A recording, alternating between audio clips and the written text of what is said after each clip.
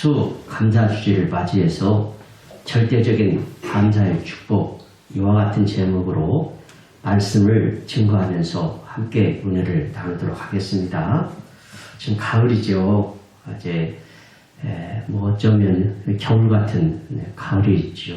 그래서 이 가을이 되면 마음이 왠지 넉넉해지는 것 같아요. 들녘에 추수할 곡식들이 많아지고 이 풍성한 열매들은 우리의 가슴을 채우고 마음을 풍요롭게 합니다. 또 울긋불긋 아름답게 물든 이 단풍들은 시인의 감성을 일깨워주기도 하지요. 이렇게 세상을 풍요롭게 하고 아름다움으로 채워주시는 하나님께 감사하지 않을 수가 없습니다. 풍년이 되게 하심도 감사죠. 연근 열매들을 보고 또 먹게 하심도 감사죠. 산하에 울긋불긋 아름답게 물든 단풍들을 느끼며 우리가 만끽하게 하신 것도 감사거리입니다. 또 더 감사한 것은 무엇이죠? 나를 여기까지 건강하게 지켜주신 것은 얼마나 큰 감사입니까? 온갖 사건 사고들이 많이 있었지만 다 그런 것들을 피해가게 하시고 보호하여 주셨다라고 하는 것은 큰 감사거리가 아니라 할 수 없습니다. 가을은 언제나 우리의 마음 가운데 감사하는 마음을 갖게 하는 것 같아요. 아울러 감사가 있는 곳에는요, 넉넉함과 풍요로움이 넘치게 마련입니다. 여러분, 사탄의 나라에서는 그 없는 것이 많아요. 몇 가지를 이야기하다 보면은 사탄의 나라에는 예배가 없습니다. 찬양이 없어요. 또 사랑이 없어요. 감사도 없습니다. 특히 사탄의 나라에서는 이 감사절을 맞이해서 감사가 없다라고 하는 것을 우리가 기억할 필요가 있어요. 그 나라는 원망, 불평, 미움, 증오로 서로 불행하게 만드는 어둠의 왕국입니다. 그런데 하나님의 나라의 특징은 뭐냐? 사랑과 감사가 넘친다는 거예요. 이 은혜가 넘치는 곳으로서 성령 안에서 의와 평강과 희락으로 살게 하는 빛의 왕국이 하나님의 나라입니다. 여러분, 하나님의 축복을 받고 싶죠? 하나님의 축복은 감사의 문을 통해서 들어와요. 여러분, 하나님의 기적을 경험하고 싶죠? 그 기적은 감사의 삶 속에서 경험되게 합니다. 하나님은요, 감사하는 자를 축복하여 주시고 감사의 제사를 드리는 자를 통해서 영광을 받으십니다. 그렇죠. 감사가 우리의 고난을 이길 수 있게 합니다. 2년 동안의 코로나의 그 고난 속에서 우리로 하여금 이길 수 있게 하는 것은 감사입니다. 감사가 불행을 끊게 합니다. 감사가 하나님의 기적을 경험하게 하고 감사가 내 인생을 승리하며 행복하게 합니다. 불평하면 불행해지지만 감사하면 행복해져요. 오늘은 추수감사절을 맞이해서 감사에 대해서 세 가지를 살펴보면서 은혜를 나누고자 합니다. 첫째로 우리를 축복의 길로 인도하는 것은 따라합시다. 절대적 감사. 절대적 감사라는 거예요. 흔히 감사에는 두 가지가 있다고 그럽니다. 하나는 상대적인 감사예요. 이것은 다른 사람하고 비교를 해가지고 내가 더 나으면 감사하는 것이죠. 예컨대 내가 다른 사람보다 돈을 더 많이 가졌다랄지 더 좋은 것을 가졌으면 감사해야 합니다. 더 좋은 집에 산다든지 더 좋은 차를 타고 있다든지 더 좋은 직장에 다닌다든지 또는 더 좋은 사람하고 결혼했다든지 더 좋은 성적을 거두었다든지 더 좋은 결과를 얻었을 때 감사하는 마음을 가지는 것이죠. 이와 같이 다른 사람들하고 비교해서 내가 더 우위에 있으면 좋아하고 기뻐하고 감사하는 것을 무슨 감사? 상대적 감사, 상대적인 감사. 그런데 상대적 감사의 문제는 뭐냐? 다분히 다른 사람들하고 비교해서 나오는 것이기 때문에 이건 감정적이고 순간적이에요. 영원하지 않아요. 감정적이고 순간적이기 때문에 만족이 없어요. 끝이 없어요. 행복도 없어요. 왜냐하면 왜 그럴까? 자기보다 우위에 있는 사람, 더 많이 가진 사람, 더 잘난 사람, 더 잘하는 사람이 조금만 돌아보면 셀 수 없이 많기 때문이에요. 예컨대 우리 그 지방에 있는 학교에서는 거의 1등만 한 사람이에요. 여기 다니엘 기도를 통해서 이 강사들 중에 이런 내용들을 말씀하신 부분이 있더라고요. 거기서 좀 힌트를 얻었는데 그 사람은 지방에서 1등만 줄곧 한 거예요. 그런데 서울에 아주 우수한 대학에 들어갔어요. 처음에 시험을 딱 봤는데 중간 정도밖에 못 얻더라는 거예요. 야, 거기에서 느껴지는 건 무엇이냐? 자기는 1등, 2등을 놓쳐본 일이 없는데 중간? 그래서 열등감, 패배의식, 우울함에 혼돈해서 시달렸다라는 거지요. 또 나아가서는 국내에서 타의 출용을 불허할 만한 실력을 가지고 있어서 세계 시장으로 진출을 했는데 거기에 가보니까 엄청나게 잘하는 사람들이 많다는 거예요. 자기가 메뚜기처럼 느껴지고 그토록 작은 자로 느껴지기 시작하더라는 거죠. 그러니 이 상대적 감사는 끝이 없어요. 만족감이 없어요. 행복이 없어요. 왜 그렇죠? 자기보다 잘난 사람, 부유한 사람, 높은 사람, 멋진 사람이 너무나 많기 때문입니다. 여러분, 저희들이 이 뭐라 그럴까 매스컴이 이렇게 인터넷이나 이런 것이 발달하지 않고 우리가 민주화가 되기 전에는 이게 참 드러나지 않는 세상에서 알지 못하는 것이 너무나 많았죠. 근데 지금은 드러난 세상에 살고 있어요. 그런데 예전에는 대통령이 되면 다 행복할 거라고 생각했죠. 그래서 어지간하면 꿈이 대통령이라고 꿈을 갖는 사람이 많았어요. 여러분, 요즘 보니까 대통령 실제로 행복한 것 같아요? 과거에 전직 대통령들의 말로를 보니까 꼭 행복한 것만은 아닌 것 같아요. 때문에 상대적 감사는 낮은 차원의 감사할 수밖에 없다는 거죠. 그리고 이 상대적 감사는 끝없이 부족하고 공허해요. 그 이유는 더 한계가 없기 때문이에요. 그런데 파스칼의 말에 의하면 인간의 마음엔 큰 궁창이 있어서 온 우주를 다 담아도 다 채워지지 않으니 만족이 없다고 했어요. 온 우주를 부어도 궁창이 있기 때문에 채워지지 않는 거예요. 상대적 감사는 이런 것이라는 거죠. 세상의 물은 바닷물과 같아서 마시면 마실수록 갈증만 더해진다라는 거지요. 그러나 감사의 다른 하나가 있는데 따라합시다. 절대적인 감사. 이것은 높은 차원의 감사입니다. 이 절대적 감사는 어떤 환경과 처지 가운데서도 감사하는 것을 말하죠. 이 감사는 감사하는 자의 환경과 운명을 바꿔놓습니다. 얼마나 놀라운 유력이 있는지 몰라요. 이 감사는 더 큰 감사의 조건을 만들어내요. 유명한 영국의 설교가 있던 스펄전 목사님 이렇게 말했어요. 여러분 한 번쯤 들어봄직한 문장인데 하늘에 있는 별빛을 보고 감사하는 사람은 달빛을 얻게 되고 달빛을 보고 감사하는 사람은 햇빛을 얻고 햇빛을 보고 감사하는 사람은 하나님 나라 저 천국의 영광을 얻게 될 것이다. 이렇게 말했어요. 성경은 여러 곳에서 감사하는 삶을 살 것을 가르치고 있습니다. 특히 사도 바울은 데살로니가서도 5장 18절에서 따라합시다. 범사에 감사하라. 그렇죠. 이것이 그리스도 예수 안에서 너희를 향하신 하나님의 뜻이다 라고 어필을 하였어요. 우리 골로새서 2장 7절 말씀을 함께 화면을 보고 읽어볼까요? 다 같이요.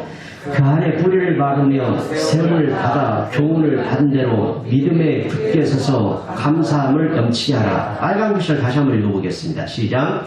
믿음에 굳게 서서 감사함을 넘치게 하라.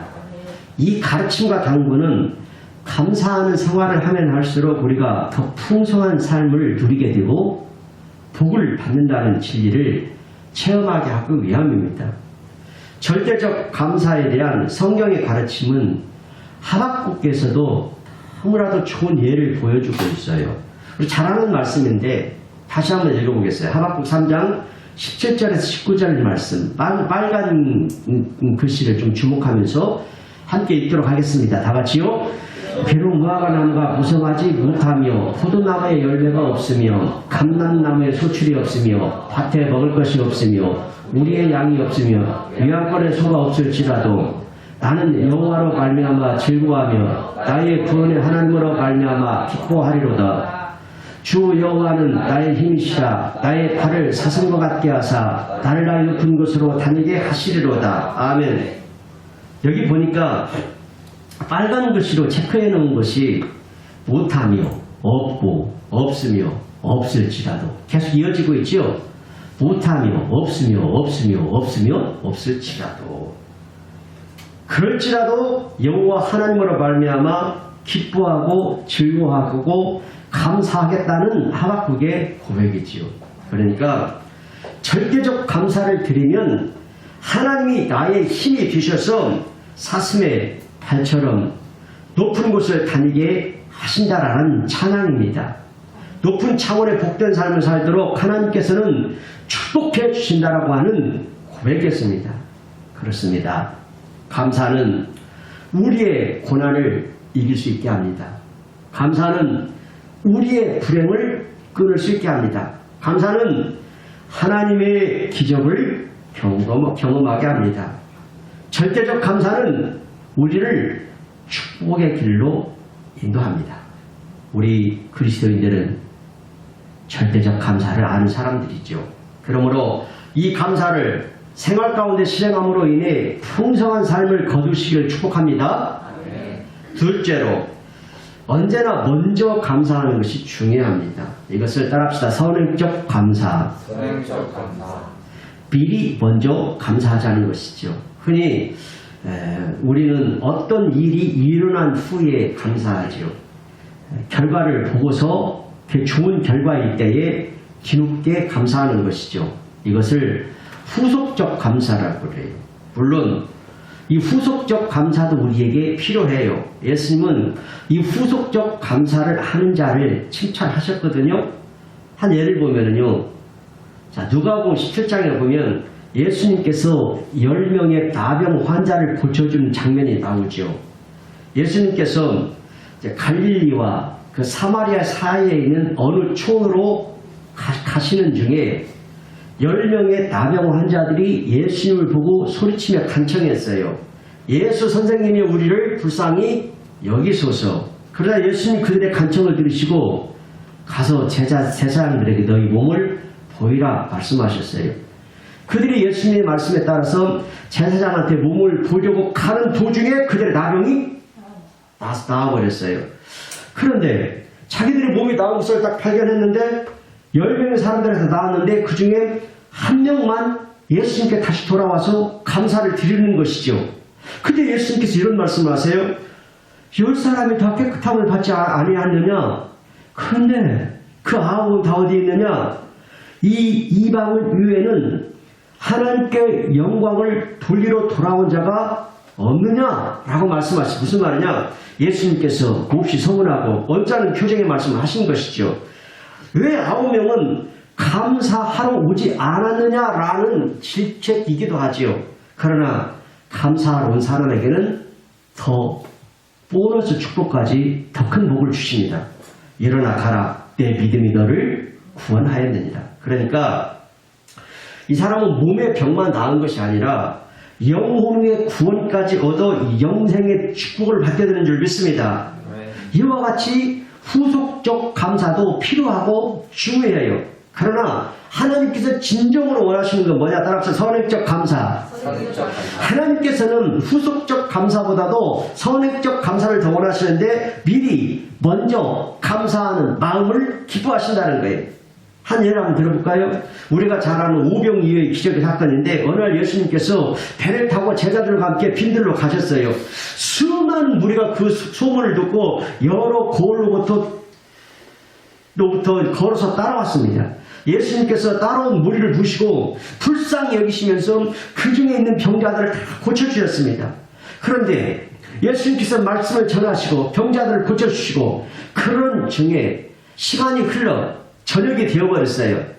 그런데 그 무리가 모여있는 곳은 마을로부터 멀리 떨어져 있고 먹을 것을 쉽게 구할 수 없는 외딴 곳이었어요.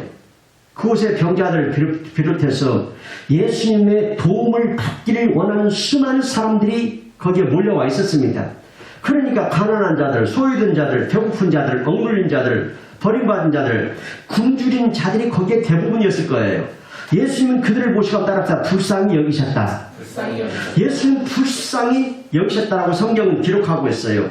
그 불쌍한 사람들이 초토록 굶고 있었어요. 그러자 제자들이 예수님께 이와 같이 말합니다. 이곳은 빈들이고 이미 날이 저물었는데 무리를 보내어서 마을로 가서 먹을 것을 얻게 하십시오 라고 건의해요.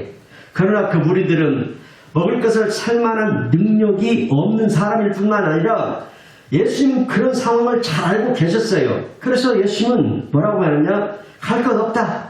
너희가 먹을 것을 주어라 하고 제자들에게 명령형으로 말씀하셨어요. 이 말은 무슨 말이냐? 이 무리들을 마을로 내보내봤자 어차피 사 먹지도 못한다. 구할 수도 없다.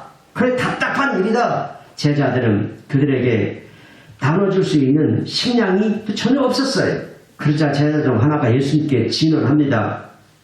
여기 우리에게 있는 것은 떡 5개하고 물고기 2마리 뿐입니다. 그러자 예수님은 그것 4개로 가져오라고 말씀하시죠.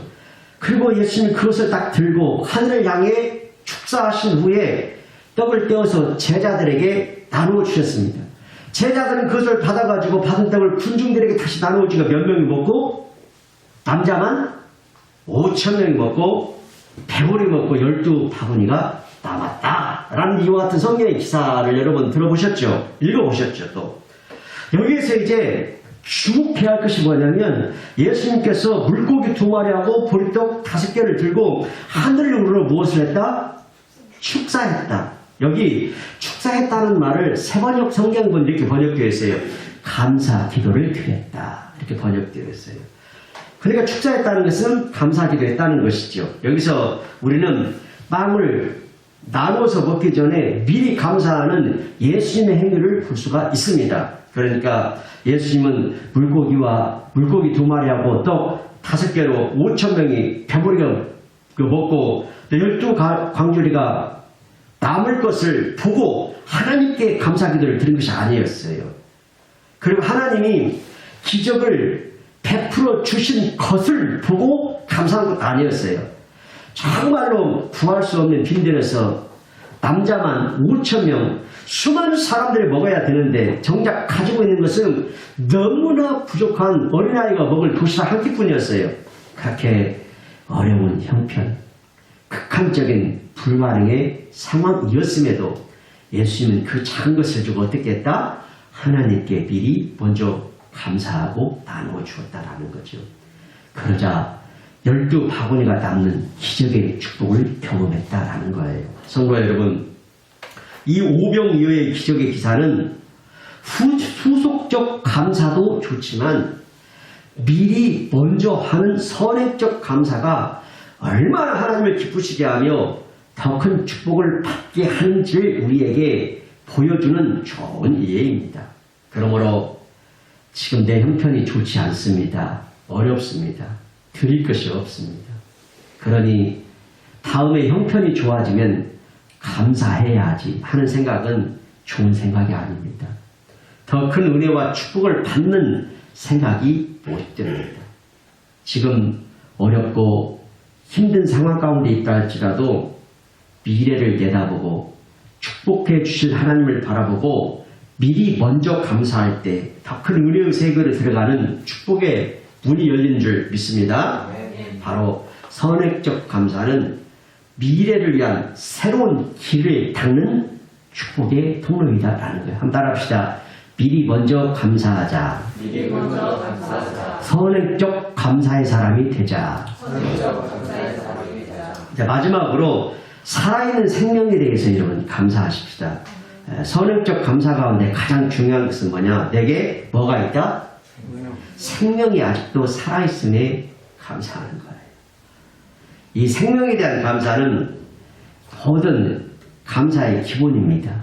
내가 살아 움직이고 있는 오늘 살아 움직이고 있는 이 생명에 대해 감사하는 사람이 현명한 사람이고 지혜로운 사람이고 하나님을 아는 사람입니다.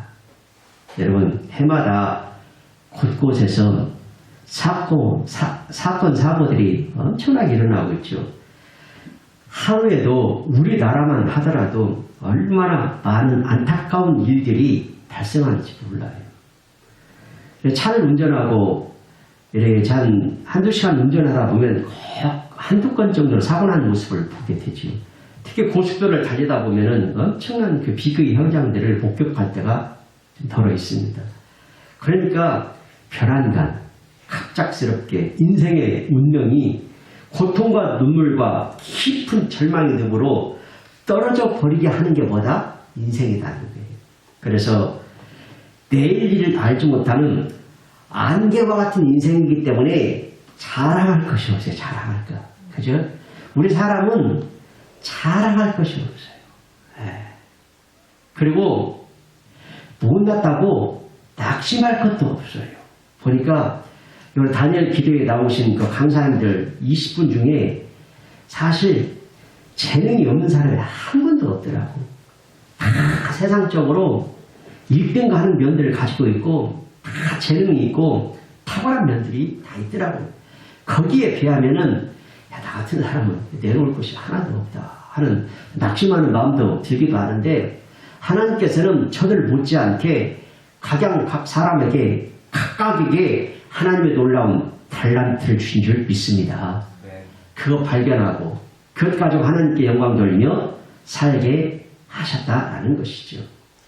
여러분 우리 인생들은 어떤 인생이다 할지라도 세상에서 최고로 우수한 인생 1등 가는 인생 잘 나가는 인생 성공하는 인생이다 할지라도 내일을 알지 못하는 안개와 같은 인생이기 때문에 자랑할 것이 없다라는 거예요. 여러분 갑작스럽게 닥치는 사건 사고들을 막을 수 있나요? 우리는 계속해서 안전합니까? 자신의 앞날을 어떤 사람이 알 수 있나요? 자신의 생명을 자신이 주관할 수 있습니까? 내일이 보장되어 있다고 장담할 수 있습니까? 언제 어디서 무슨 일이 일어날지 모르고 살아가는 것이 우리 인생이라는 거예요. 그러므로 오늘 내 사랑하는 남편이 내 사랑하는 아내가 내 자녀가 오늘도 병들거나 사건 사고 당해 죽지 않고 살아있음에 하나님께 감사하시기 바랍니다. 내 가족들의 생명이 살아있고 건강하게 생활하고 있다는 것에 감사하십시오. 돈을 많이 벌지 못했어도 큰 권세를 잡지 못했어도 내 자녀가 공부를 좀 못해도 효도를 좀 덜해도 좋습니다. 그 생명이 살아있는 것만으로도 우리에게 기쁨과 행복을 주고 있음을 깨닫고 감사하시기 바랍니다. 네. 그래서 저는 이런 생각을 해볼 때가 있어요. 내가 우리 사모보다도 하루 이틀은 더 살고 죽어야 된다. 우리 사모가 먼저 하루라도 이틀라도 먼저 죽어야지. 야, 나 죽으면 저 사람 어떻게 살지? 쓸데없는 걱정을 하고 있는 거죠. 나 죽어도 잘 살 사람인데 쓸데없는 걱정 염려를 하고 있는 것이죠. 그래서 내가 그래도 잘 지켜주고 내가 하고 있는 일들에 대해서 사모가 알지 못하는 것이 너무나 많은데 갑작스럽게 내가 천국에 가게 되면 당면한 일들을 어떻게 감당할 수 있을까라는 생각을 하게 되면 아찔할 때가 많아요. 그래서 비록 내가 힘은 들겠지만은 하루라도 이틀이라도 더 오래 살아야 된다 하는 생각도 하게 되어지고요. 또 어떨 때 보면은요, 우리 예랑이 옷이 다 걸려 있을 때가 있어요. 그러면은 이제 집에 예랑이 옷만 덩그러니 걸려 있지. 만약에 예랑이가 갑작스런 이런 참 비극의 일을 만나가지고 못 보게 되었다라고 한번 생각을 한번 해봐요. 그럼 어떻게 돼요? 지금 있음에 감사한 줄 믿습니다. 지금 옆에 있음에 감사하고 살아있음에 감사하고 비록 좀 못해도 부족해도 좀 그래도 뭐 그 큰 문제가 되나요? 있는 그 자체만으로도 어마어마한 감사인 줄 믿습니다. 여러분이 잘 아는 해외 토픽이 되었던 이야기 한 가지가 있는데 이런 이야기가 있어요. 미국 캘리포니아의 한 가정주부가 남편을 팔겠다고 신문 광고를 냈어요. 그녀의 남편은 주말마다 아내를 돌보지 않고 사냥을 가거나 골프 치러 가거나 남편 없는 것과 같은 삶을 사니 아예 팔아버리겠다는 것이죠. 광고의 내용이 이렇습니다. 남편을 염가로 양도함, 아울러 골프채와 사냥 도구 그리고 개 한 마리를 덤으로 줌이라고 되어 있습니다. 이 광고를 보고 60몇 통의 전화가 왔습니다. 그런데 그 남편을 구입하겠다는 희망자는 하나도 없고 모두가 여자를 일깨워주는 잔소리였습니다. 남편이 살아있는 것으로만으로 감사하랴 해라. 남편이 바람 피우는 것도 감사해라. 남편이 죽거나 헤어진 다음에 오는 고통이 얼마나 큰지 아느냐 등등의 충고였답니다. 그렇습니다. 감사는 모든 조건이 충족되어진 후에 하는 것이 아니지요. 어떤 환경이나 조건에서도 그것을 뛰어넘어서 감사할 수 있는 사람이 높은 인격의 사람이고 자신을 복되게 하는 사람이고 축복의 문을 여는 사람인 줄 믿습니다. 이상 살펴보았던 것처럼 감사는 언제나 미리 해야 더 큰 축복이 옵니다. 선언적 감사가 하나님을 기쁘시게 합니다. 지금 형편과 상황 가운데서 감사거리를 찾아서 하는 것이 진정한 감사이고 축복의 미래를 여는 열쇠인 줄 믿습니다. 그리고 이 모든 것은 내 생명이 있기에 감사하는 일이지요. 생명 그 자체가 온 세상과 바꿀 수 없는 감사 조건이죠. 그리고 당연한 것을 당연한 것이라고 여기지 말고 당연한 것에 감사하면 훨씬 좋은 일들이 더 많아지고 풍요로워질 것입니다. 이런 은혜라고 하는 찬양이 뜨고 있죠. 당연한 것이 당연한 것이 아니고 하나님의 은혜라고 하는 것이죠. 여러분 기적을 보기를 원하십니까? 그러면 먼저 감사하십시오. 인생의 밤을 만나고 풍랑을 만나고 사망의 음침한 골짜기를 지나가고 있을지라도 감사하십시다. 감사할 때 묶인 것이 풀어집니다. 감사할 때 하늘의 문이 열립니다. 감사할 때 오병이어의 기적이 일어났고 감사할 때 죽었던 나사로가 살아났습니다. 감사할 때 행복해지고 치유의 역사가 일어납니다. 감사할 때 하나님께서 영광 받으십니다. 바로 감사는 내 인생을 바꾸는 능력이 되는 줄 믿습니다. 그렇습니다. 하나님의 사람은 뭐가 먼저라고요? 감사가 먼저이다. 복 있는 사람은요 많은 것을 가지고 있는 사람이 아니라 어려운 가운데서도 매일매일 감사하는 사람입니다. 감사하는 사람은 실패하지 않습니다.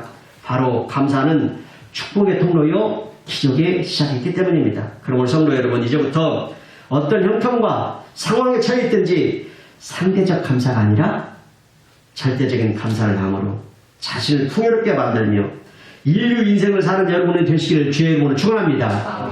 아멘.